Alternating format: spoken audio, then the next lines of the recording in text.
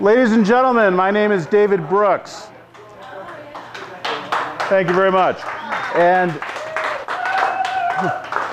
I wrote a book, and its title is Foresthill, a public defender's bedtime reader.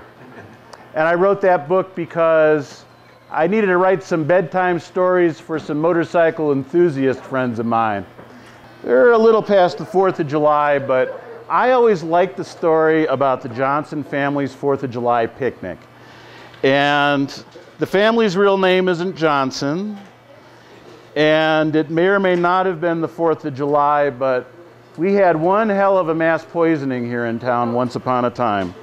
Kids, it's bedtime, and time for a bedtime story. Your parents are starting to get serious about keeping my nighttime visits to a minimum. How'd I get past the deadbolts and downstairs Dobermans?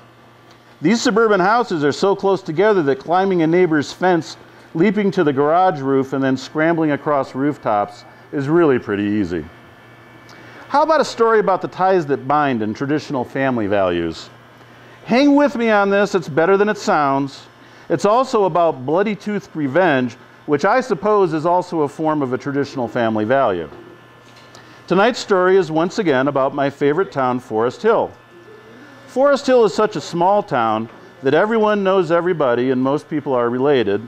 If you live in Foresthill and you aren't a Johnson or related to a Johnson, you'd certainly know all the Johnsons. This past 4th of July, the Johnsons had a big clan gathering in Foresthill's town square. It seemed like the time to do it. Most of the family was out of jail, which hadn't been the case in quite some time. And it was a situation that was unlikely to occur again in the near future. The Johnsons are, first and foremost, recidivists. They're also well-rounded.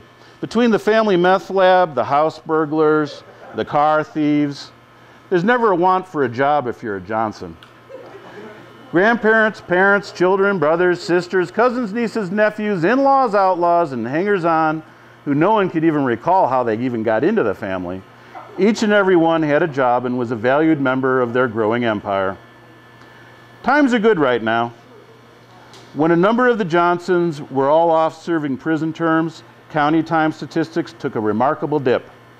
Now that everyone happened to be out of custody, the local papers all over the county were putting the increasing crime statistics in bold headlines. The Johnsons were rolling in dough. They'd recently done so well, many of the Johnsons were even talking about closing down the family interests.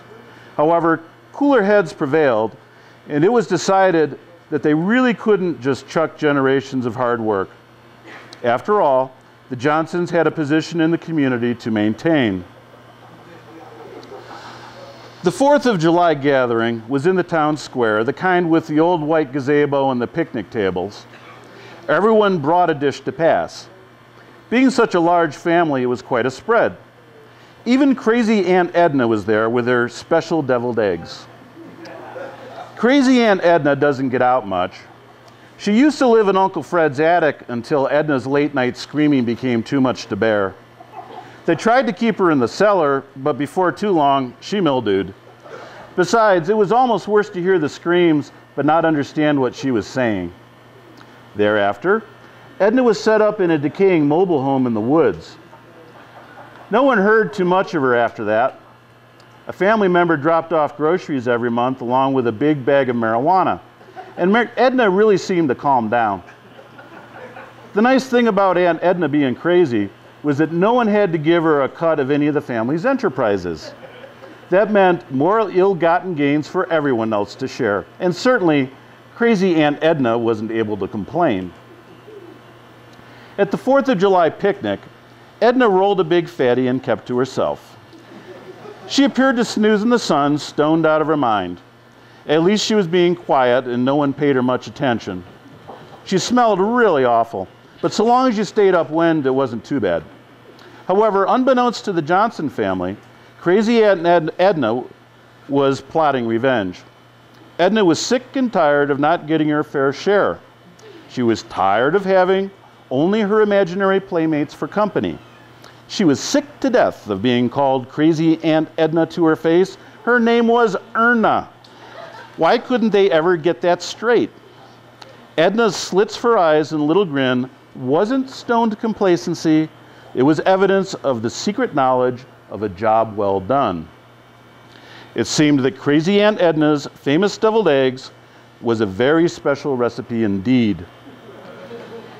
The 2 porta potties on the square were swiftly and permanently occupied, and were soon tendered altogether unusable. There was a Johnson behind every tree, behind every bush, and some were just on all fours in the middle of the street, pants at the ankles, their bodies exploding from both ends as the deviled eggs did the intended damage. These were no mere deviled eggs. They were positively satanic as they laid swift and horrible waste to the Johnson clan's digestive systems. The local ambulance did what they could. A few of the worst cases were life-flighted. Additional ambulances were called from surrounding towns nearly an hour away. But most of the miserably retching Johnsons were piled like livestock into pickup trucks and hauled over 45 minutes to the nearest hospital. What else are neighbors for? Afterwards, the truck beds did require substantial hosing. Crazy Aunt Edna just sat there, propped up against a big tree, and grinned. She rolled another big fatty and lit it, and then she began to howl like a wolf. July 4th was a Sunday. She was still howling on the following Tuesday, when they brought her to court to charge her with what seemed like endless counts of assault, poisoning, and attempted murder. Some of the Johnsons aren't getting much better, so some serious criminal charges are still likely to be filed. She did stop howling for just a minute when the judge called her Erna Johnson. She gave the judge a really big smile, and then it was back to howling. Personally, I think that was a victory howl, and she just had a lot to celebrate. The lab report on the deviled eggs won't be back for a week or two. I'll be sure to pass along the recipe. I'm betting on select toadstools and salmonella, but it could certainly contain something far worse. On a positive note, local crime statistics for nonviolent crime are already beginning to show a steep decline. On a negative note, so many people were intentionally poisoned that violent crime statistics really spiked this month. Crazy Aunt Erna, will most likely never be prosecuted. She'll no doubt be found incompetent to stand trial, and she'll be sent to a state hospital. She'll get medicated and counseled, and she'll receive clean sheets and hot meals. They'll even treat her mildew. But it's pretty unlikely she'll ever be well enough to return to court. At least they'll call her Erna, and not even Crazy Erna, and she'll probably be happier. Kids, what goes round comes round. Sometimes it comes round with a fury, and it can even take the form of a crazy lady's hors d'oeuvres. Good night, kids. I've got the light.